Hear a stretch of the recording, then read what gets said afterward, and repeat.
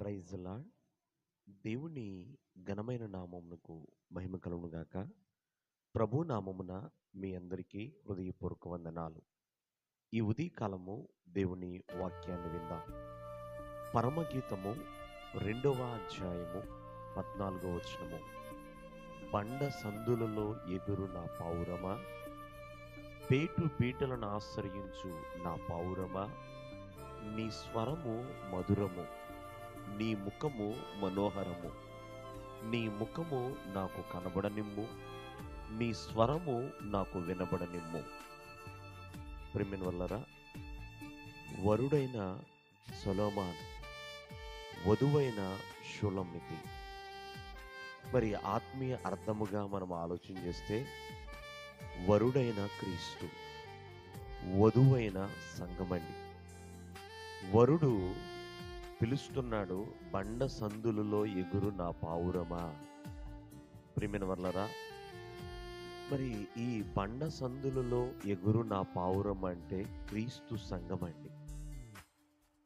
పేటు బీటలను ఆశ్రయించు నా పావురమా అంటే, ఈ పేటు బీటలు అంటే ఈ యొక్క శిల, క్రీస్తుకు ఆధారమైన నా సంఘమా, క్రీస్తు అనే బండను ఆశ్రయించు నా సంగమా, నీ స్వరము మధురము అని ప్రభు పిలుస్తున్నాడండి.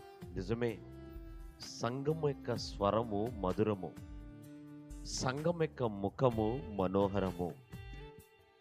దేవుడు సంఘమును చూడాలని, సంఘం యొక్క స్వరము వినబడాలని ఎప్పుడు కూడా ఎదురు చూస్తున్నాడు. సంఘము ప్రార్థిస్తే వినాలని, సంఘము ఆరాధిస్తే చూడాలని, సంఘము సహవాసముగా కూడుకుంటే ప్రేమిన వల్లరా దేవుడు చూడాలని ఎప్పుడు కూడా ఎదురు చూస్తూ ఉంటాడు. కాబట్టి సంఘము ఎప్పుడు కూడా మరి క్రీస్తు ఆశ్రయించు, క్రీస్తు అనే బండను ఆశ్రయించే విధముగా ఉండాలి. కాబట్టి బండ సందులలో ఎగురు నా పావురం అంటే, మరి పావురం ఎవరో కాదండి, సంఘమే, క్రీస్తు సంఘమే. కావున ఒకసారి ఆలోచించండి, పావురము పరిశుద్ధాత్మకు, పవిత్రతకు సూచనగా మనకు కనపడుతూ ఉంటుంది. ఇక్కడ సంఘమును పావురముతో పోలుస్తున్నాడు. సంఘం ఎప్పుడు కూడా పవిత్రముగా ఉండాలి, క్రీస్తు అనే బండ మీదే కట్టబడి ఉండాలండి. సంఘము స్వరము వినాలని దేవుడు కోరుకుంటున్నాడు.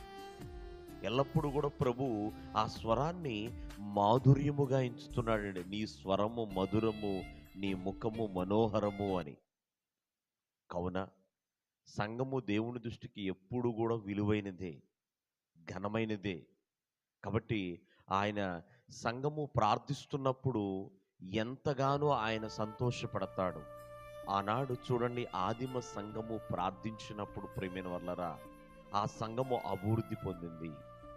పేతురు చెరసాలలో ఉన్నప్పుడు సంఘము ప్రార్థించినప్పుడు దేవుడు ఆ ప్రార్థన విన్నాడు, పేతురు గారిని విడిపించాడు. కాబట్టి నేటి దినాలలో సంఘం యొక్క స్వరము దేవునికి మాధుర్యముగా ఉన్నది. దేవుడు మిమ్మల్ని ఆశీర్వదించునుగాక. ఆమేన్.